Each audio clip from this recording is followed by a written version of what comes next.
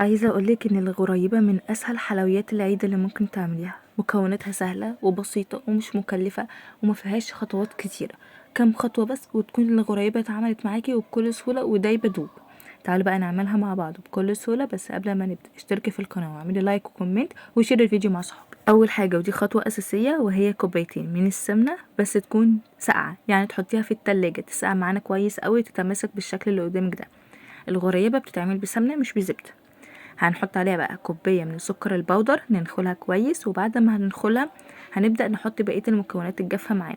بس في حاجة، انا هحط عليهم رشة بسيطة خالص من الملح وباكت من الفانيليا. بعد ما حطيت المكونات دي كلها على بعض هجيب الاسباتيولا او المعلقة، هقلب المكونات الاول كويس قوي عشان لما اجي اضربها بالمضرب الكهربائي السكر ما يطرش معانا ويبهدل الدنيا.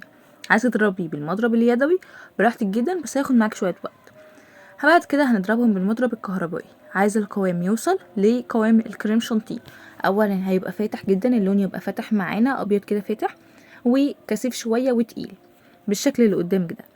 هننزل بقى الجوانب اللي معانا دي، وبعد ما هننزلها هنجيب 4 كوبايات من دي ننخلهم. هننزل الاول ب3 كوبايات ونقلب وندمج المكونات كلها. للاسف المرحله اللي انا هدمج فيها المكونات انا اكتشفت ان الموبايل ما كانش بيصور، فتعالى اقولك بقى انا عملت ايه. حطيت ال3 كوبايات نخلتهم كويس قوي، قلبتهم الاول بالسباتيولا او بمعلقه، وبعد كده كملت بايدي. انا بدمج المكونات وبخلطهم مع بعض مش بعجن، ما تعجنيش كانك بتعجني عجينه، لا، قلبيهم كويس قوي مع بعض.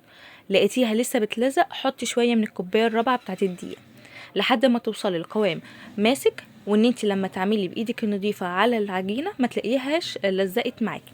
وخدي واحده قوريها، ولما تكوريها اضغطي عليها من النص، لو لقيتيها ما شققتش يبقى كده العجينه معاكي نجحت. وكملي بقى عمايل.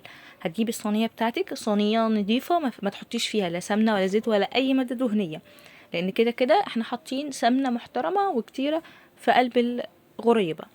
هنكورها بالشكل اللي قدامك ده ونحط فيها الصينيه. عايزه تشكليها باي حاجه براحتك، عايزه تحطي عليها شوكليت شيبس، انا حطيت شوكليت شيبس كانت عندي وشويه من السوداني. عايزه تحطي عليها اي مكسرات تانية براحتك خالص. انا بعد ما احط المكسرات دي هولع الفرن واخليه يسخن معايا، واول يسخن معايا على درجه حراره 180 هدخله الفرن لمده ربع ساعه، بس لازم بعد 10 دقايق ابدا اتابع، لانه برضو على حسب الفرن، ممكن تتحمر قبلها وممكن تتحمر يعني قبل الربع ساعه، وممكن تتحمر اكتر من ربع ساعه. المهم ان انا اول ما الاقي اللون بتاعها من تحت بقى لونه ذهبي اشيلها، لان الغريبه ما بتاخدش لوز، ما نخليهاش تاخد لون خالص، هي بس بتاخد لون خفيف خالص من تحت زي بالشكل اللي قدامك ده، هي بتفضل محافظه على اللون بتاعها. خطوه كمان مهمه، مجرد ما تطلعيها من الفرن ما تلمسهاش، سيبيها ربع ساعه نص ساعه مع نفسها تتماسك، لان هي اول ما بتطلع من الفرن بمجرد ما تمسكيها هتلاقيها فرولت خالص من ايدك، لا سيبيها لما تبرد تماما وبعد كده بألف هنا.